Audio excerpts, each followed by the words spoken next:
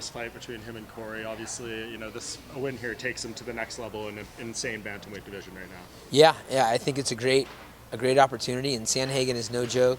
That guy is dangerous and he's tricky and very unique fighter because of his body and his skill set. So I think it's a great matchup for us, and we'll take lessons from his fights in the past and expect the best Sandhagen that they'll have to put out there, and he's definitely going to get the best Song, because Song is constantly improving and working his butt off and has that eye on the prize, which I think is the big thing that needed to happen.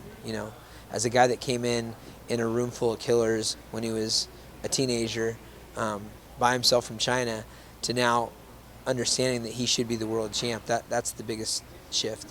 Yeah, and a couple other things going on with you. The Davis and Figueiredo relationship. I'm curious how that came about, and what he was looking for in terms of how you can help him moving forward, and just how that came about. So the biggest thing is we've got a program at our team, Train with Tam, and we've got relationships all over the world. We have fighters from Korea, from China, from Japan, from every part of the world. Chechnya and Azerbaijan and Russia and Brazil and so on and so forth. He came down for 2 of his camps, and because of the beef with him and Cody at the time, and Cody was dropping to 125, we had to kind of like say, hey man, for the time being, let's set it off. But I really hit it off with him. I think when it comes to management, I was the same way. You have to find somebody you trust, and you have to find somebody that has seen the business. It's one thing to just go with the shiny object, but I've got a great team behind me with Vayner Sports and Lloyd Pearson and their whole staff. Fabio Prado is also a longtime coach of mine, but has helped me manage the Brazilian fighters for years. And a lot of people don't know that I had one of the largest management firms before anyone knew who I was. MMA Inc. with Jeff Meyer and Mike Roberts. We had Anthony Pettis, who is here. We had Chael Sonnen and Chad Mendez, and the list goes on of high-level fighters that we managed throughout the years. And that was my company that I started. I brought those guys together. So I'm happy to do my part. I do stay in my lane. I will be doing my best to help him, guide him, give advice, but the Vayner Group will be doing a lot of the heavy lifting, but he has a relationship with myself and Fabio Prado, who he trusts. Yeah, and what kind of advice can you give him, though? Because it seems like he's somewhat disgruntled. I know he was really upset by the interim title. He says, they need to pay me if I'm going to stay at 125. How do you guide him through this to a place where he's in a good spot? This has been a very short-lived build-up to us coming to an agreement to help with his career. And the first thing I got here, when I talked to him, I said, hey, man, worry about being the best guy on the planet. The UFC, they're no dummies. They're not snakes. They're not anything. Keep the disgruntled stuff, to yourself. Let it be motivation, and then let the people who talk about that. I mean, the UFC will know that, whether he's getting paid what he's worth, and they have to kind of recognize that. And fighters are going to be disgruntled. And the more money they get, they're going to get more and more disgruntled because they don't have more. And sometimes it feels like they're getting slighted, and a lot of times they are. But at the end of the day, unless you have some sort of leverage at the point, you have to let the bygones be bygones, because it wasn't like he was crooked into anything. He had management that got him to this position. So, hopefully we can help him get what he's worth, and he can continue to reign as the baddest dude on the planet. And he's a good person. He's got a great heart. He's got a great mentality. He's got natural gifts, and he's the champion of the world. So he's got a lot of things stacked in his favor. And just reminding him, be positive. You got to stay positive, and the good stuff will happen.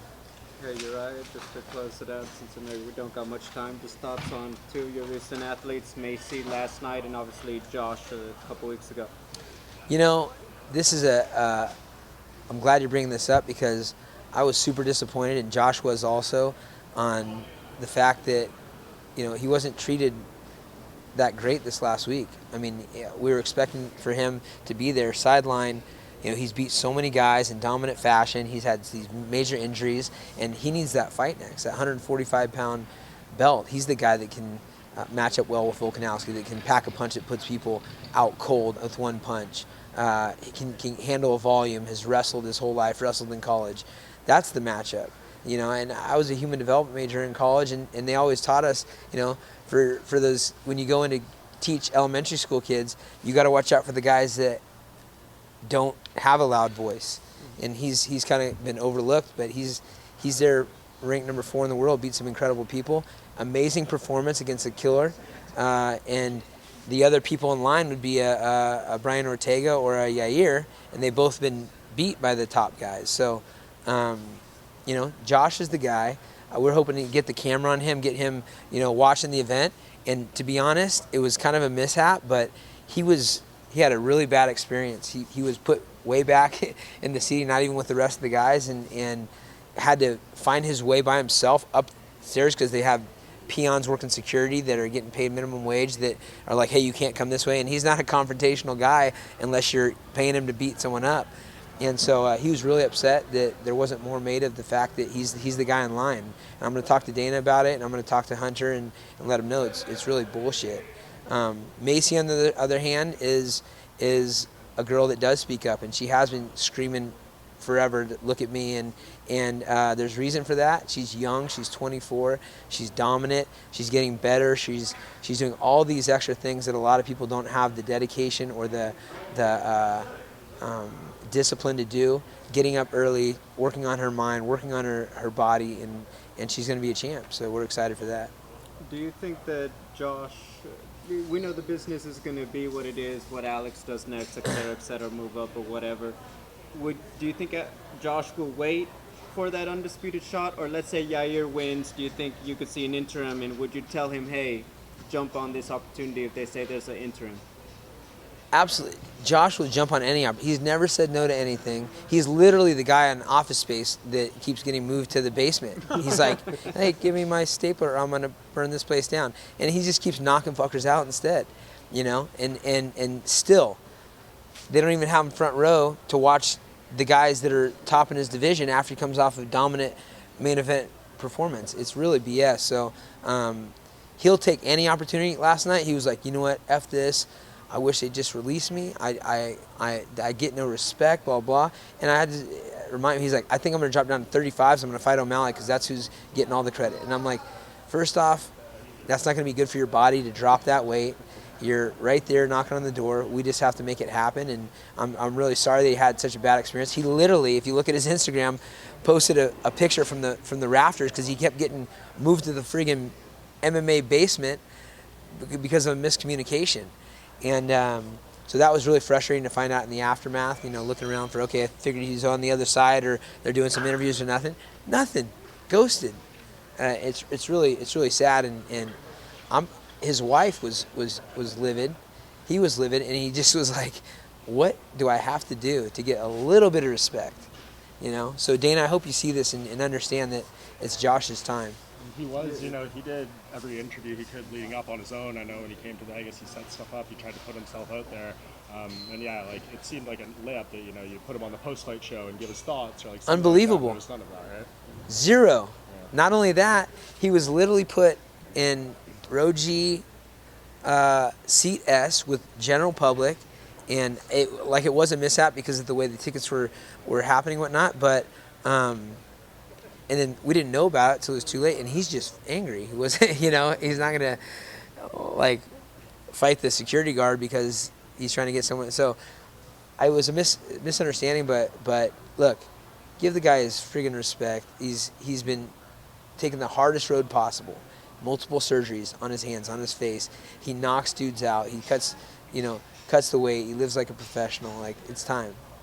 Urijah, hearing your passion for your athletes, I gotta say, is it that you've gotten too successful at the other stuff? You have people talk about Henry Cejudo, Habib. Urijah Faber's been coaching winners for a long time. Why are we not talking about you as the #1 fighter turned head coach more? I wish I could take credit for that, but honestly, what I've done is create a great team and a great structure and system, and it's all about training all year round and filling in all the blanks. And so I am not the guy making it all happen. I am on occasion somebody's go-to guy, but Danny Castillo, Joey Rodriguez, Chris Holdreth, you know, the list goes on. We've got Jeremy, who's a kickboxing coach for us, and Coach Kieran that helps work with some of our guys, and we have a huge amount of resources, including the peers that work with each other, like Ryan Loader as a wrestling coach, and Alex Munoz as a wrestling coach, and so there's a big. And I've had such bad experiences bringing in coaches that try to make it about themselves. It's one of the most irritating things on the planet. I'm not going to name any names, but it's happened to me a couple times where I'm like, you know what, dude? Look, I'm in a different position because I made my name. I've been in the limelight. I don't need that. And so it's really a hard spot when people make it about themselves. And I'm really singing the praises of our team. Our team's amazing. Back to Josh real quick. With the Alex not really mentioning a fight with him, do you think that's the UFC not promoting that fight or giving Josh more shine, or is it Alex not looking at other things to do? Well, let me tell you this. I think was Chuck Liddell managed by Dana White at one point before you owned the UFC? Yeah. Okay. So Dana White had a personal relationship with Chuck Liddell, who doesn't speak a lick.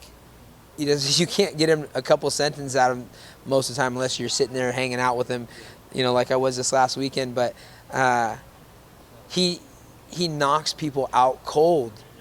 He's a silent killer, you know.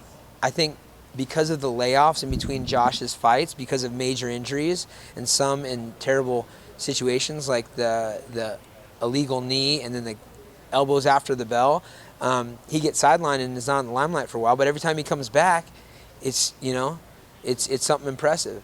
So I think Dana just needs to be reminded, like, you got a silent killer. You got a guy that can be marketed. They do choose.